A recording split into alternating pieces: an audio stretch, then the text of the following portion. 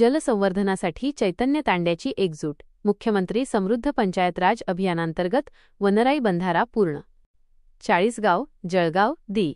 15 October 2025. Jalgaon जिल्ह्यातील चाळीसगाव तालुक्यातील चैतन्य तांडा येथे मुख्यमंत्री समृद्ध पंचायत राज अभियान अंतर्गत दिनांक 14 ऑगस्ट 2025 रोजी वनराई बंधारा बांधणे आणि पाणी अडवा, पाणी जिरवा हा महत्त्वपूर्ण उपक्रम यशस्वीरित्या पूर्ण करण्यात आला.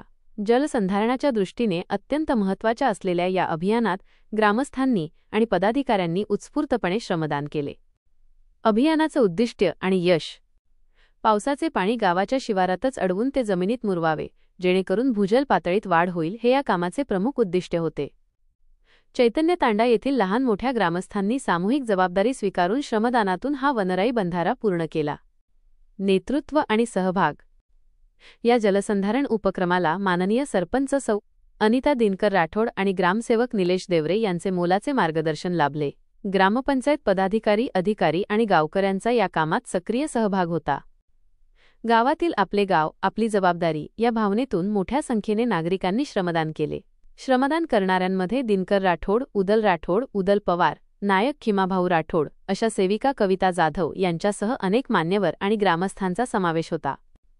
यावेळी ग्रामपंचायत अधिकारी निलेश देवरे, जिल्हा परिषद शाळा चैतन्य तांडा येथील शाळा समितीचे अध्यक्ष लिंबा तवर आणि ग्रामपंचायत शिपाई चारुदत्त वसंत राठोड हे देखील उपस्थित होते.